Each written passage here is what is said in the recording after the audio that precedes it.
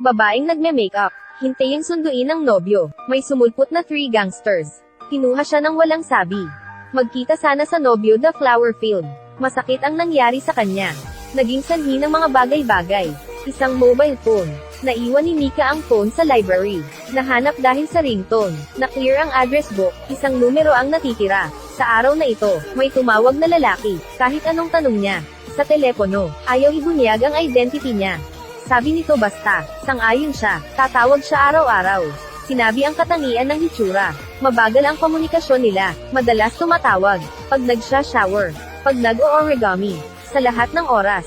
Dahil sa info, nag-drawing siya ng mukha niya. Medyo abstract lang, sa pakikasama araw-araw. Naging interesado si Mika sa kanya. Di maipaliwanag, nakiusap sabihin pangalan niya. Hiniling na buksan ang bintana. May mga bakas ng ulap ng eroplano. Nagkasundo sila na kunan ng litrato. Gamitin ito bilang souvenir. Unang araw sa college. Tinanong ang kaibigan. Nag-makeup para sa pagkikita. Isang blonde na lalaki may bulaklak. Tumingin si Mika. Ang taong noon. Ang nagbangga sa akin. Ayaw na makipag-usap sa kanya. Lumingon at umalis. Tinawag siya ng lalaki. At tiningnan ang mukha niya. Labas ang mga bulaklak. At ipinakita. Ang photo na kinuha niya. Mga saloobin ni Mika sa pag-ibig. Nasira na, ang face crush niya, ay isang failure. Naglakad mag-isa sa kalsada, nakita ang pamilyar na figura. Tiningnan niya, isang fresh flower garden. Si Hiroki ang gumawa nito para kay Mika. Ang ni-reject ni Mika na bulaklak, ibinalik sa lupa at pinataba. Nalaman niya, ang medyo cool at bastos para sa iba. Baka di totoo ang simsis. Nagpakita siya ng ngiti. Nabighani si Mika. Binhi ng pag-ibig. Pareho sa bulaklak. Sa malumanay na opens iba, pumasok siya sa bahay niya. Kinuha ang unang larawan nila. Nakumpirma na sila na. Napaisip pa rin si Mika.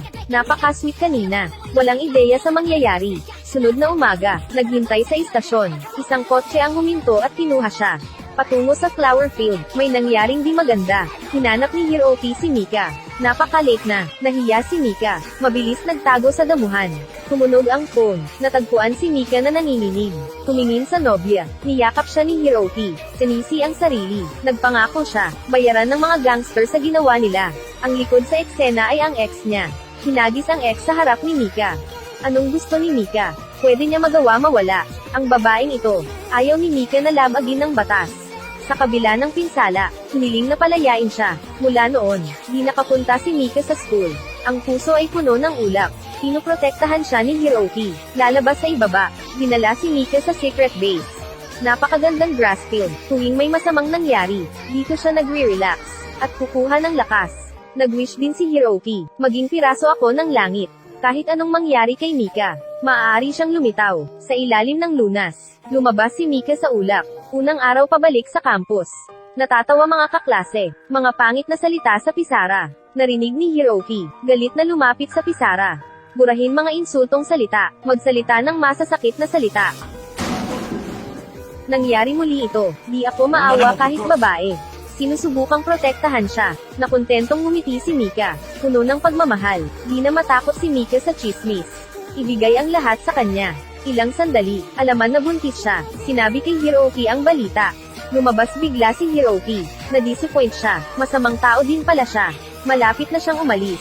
Bumalik si Hiroki, iabot ang Christmas socks. Para iyon sa anak, regalo sa anak, isilang anak natin. Ipapasaya kita, pangako ng nobyo. Nakangiti si Mika, pumili sila ng isang pares. Na murang singsing, symbol of love. Hinahaplos ang tiyan, di pa umuumbok ang tiyan. Magkalapit pa rin sila, imagine future nila. Hayaan sina Mika at anak. May gandang buhay. Nag-decide mag-social work si Hiroki. Ang ex ni Hiroki alam na. Umalis siya sa college. Tumitindi ang galit sa puso. Hinaranggan ng gangster si Mika. Tinulak siya pababa ng hagdan. Nawala ang anak ni Mika. Sumugong si Hiroki sa ospital. Nalaman ang balita. Nahulog ang blessing token sa lupa. Umiyak ang dalawa. Gumawa si Hiroki ng snowman. Magluksa sa namatay na baby. Sa oras na ito ng taon, magbigay-pugay. Mula noon, lumidistansya si Hiroki sa kanya. Tinawagan siya ni Mika, di sumasagot. Hopeless na, pumunta sa bahay ni Hiroki. May nakitang di katanggap-tanggap, nagdahilan di naglaro ng sapat. Nakipag-break kay Mika, malamig na tono, pinaparamdam na di niya siya kilala. Ang singsing ay, itinapon pabalik, mahal pa rin niya si Hiroki. Di gets bakit ganun lang. Nag-text siya kay Hiroki. Magkita sila sa grass field. Nakita niya si Hiroki. Na-excited siya. Mahal pa rin siya kaya nagpakita. Ilang segundo. Mga salita niya napakasakit. Sinaktan puso ni Mika. Di ko napupunasan mga luha mo. Itinapon ang singsing niya. Opisyal nang natapos ang dalawa. Aano man makahabol. Di siya lumingon. Na-disappoint si Mika. Inilagay ang singsing sa drawer. At Ayla. Huwag buksan muli. Magbigay-pugay si Mika sa anak. Alam si Hiroki naglagay nito. Bumangon at humabol. Nakatagpo si bagong nobyo si Yo. Isang magiliw at mabait na tao. Parang malawak na dagat. Tinanggap si Mika. Di niya mapapalitan si Hiroki. Sa puso ni Mika, wala siya kailangang gawin. Isang meeting lang, maaaring makapagpalipat. Ang blonde hair noon, nagsusuot na ng bini. Di pa rin alam ni Mika, ang dahilan bakit sila naghiwalay. Ang matamis na nakaraan, ay nasa isip. Nakabahang nagbati kay Hiroki. Matagal na, di pa rin siya bumibitaw. Gusto siya tanungin, bakit makipaghiwalay? Tumalikod at umalis. Hinabol siya ni Mika. Gusto ng sagot. Napahinto siya bigla. Isa ang unang pag-ibig. Isa ay nagpaparaya sa kanya. Ano ang dapat gawin? Mabagal naglakad si Mika. Si Yu nasa daan. Kalimutan ang nakaraan. Namuhay ng masaya kasama si Yo. Nang isuot ang singsing ni Yo. Walang ups and downs sa puso. Pagharap sa kahilingan ni Yo. Tumanggi siya. Akala ko makikita ulit si Yo. Sinuzomo pala. Mula sa kanya. Sinabi niya ang totoo. Na-diagnose si Hattori ng cancer. Takot si Mika masaktan. Ayaw tanggapin ang kamatayan. Piliin na makipaghiwalay. Nakahiga siya sa kama. Bumili ng 100 pairs ng medyas sa anak.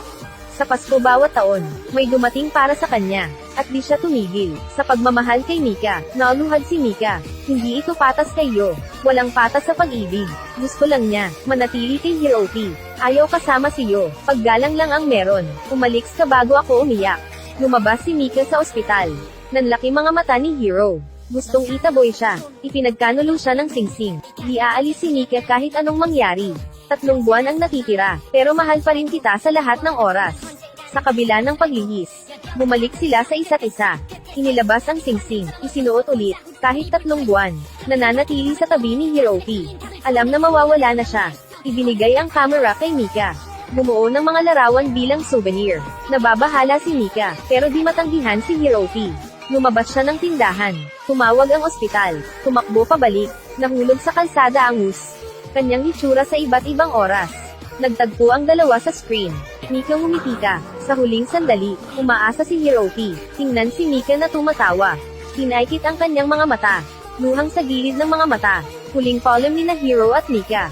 Nawalan siya ng mahal, pumunta sa grass field. Nakasama muli si Hiroki ilang buwan. Habang buhay na pinagdaanan, naiwan mag-isa, palaging masakit, gustong tumalon.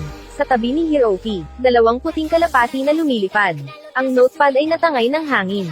Biglang pumunta, ng pahinang di nakita ni Mika. Naging langit talaga yung bata. Tahimik na binabantayan ito, ng babaeng mahal ko. Dito nagtatapos. Ako si Paipu. Magkwento sa'yo.